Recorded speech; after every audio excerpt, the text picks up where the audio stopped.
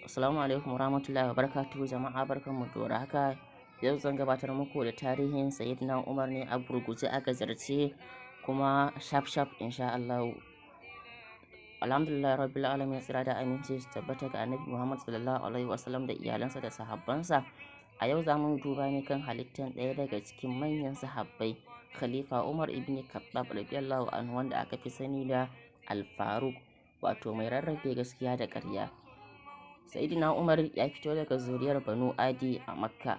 Shi mutum ne mai ƙarfi, mai tsawo kuma jarumi.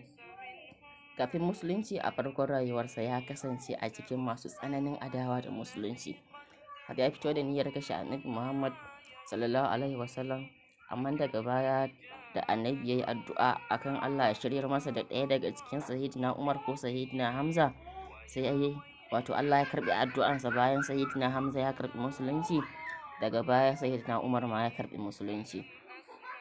Shi Sayyidina Umar ya musulunta ne bayan ya ji karatun Alkur'ani daga suratul Taha a wajen surukarsa.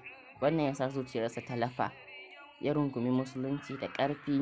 Musuluntarsa ta kawo ƙarfin gwiwa ga musulmai, har suka fara yin sallah a fili a Ka'aba. Lokacin kafin Sayyidina Umar ya karbi musulunci, musulmai sun kasance suna jin tsoron yin sallah a bayyane, suna kulla kansu ne su yi sallah. Amma bayan musuluntar Sayyidina Umar, sai ya kasance wato an fara yin sallah a bayyane a fili. Bayan rasuwar manzon Allah sallallahu alaihi wasallam, Sayyidina Abubakar ne ya hau mulki. Amma bayan Sayyidina Abubakar din, wato Sayyidina Umar ne wato ainihin karɓan mulkinsa. Daga shi ne Sayyidina Usman ya kuma Sayyidina Aliyu ya dai aka dai. Amma dai shi Sayyidina Umar shine mutum na biyu wanda ya karɓi mulki bayan rasuwar manzon Allah, tsira da amincin Allah su tabbata a gare shi.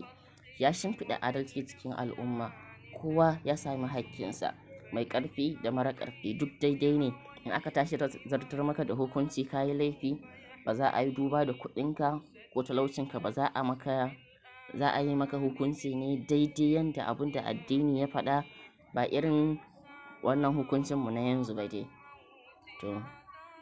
Ya kafa tsarin shari'a, ya zaɓi alƙalai masu gaskiya domin gudanar da shari'a na gaskiya akan tafarkin musulunci. Ya kafa tsarin baitulmal don kula da dukiyar musulmai. Baitulmali ita ce kamar wannan ɗin kuɗi dai domin kula da dukiyar musulmai dai. Sayyidina Umar ya jagoranci yaƙi da manyan daular duniya, wato Farisa da Rumawa, inda musulmai suka sami nasara masu girma. Ya kafa birane kamar Kufa, Basra da Fustat a Masar. An san shi da rayuwar talauci, duk da cewa shi shugaba ne, baya cinye dukiyar jama'a. Sayyidina Umar ibn Khattab radiyallahu anhu ya rasu sakamakon raunuka da wani bawan majusi ya yi masa a masallaci. Amma har zuwa yau tarihinsa yana koyar da adalci, shugabanci da tsoron Allah. Ya ku 'yan uwa musulmi, mu koyi darasi daga Umar radiyallahu anhu wajen kasancewa masu gaskiya da adalci, musamman idan muna da jagoranci a gida ko al'umma. Wassalamu alaikum.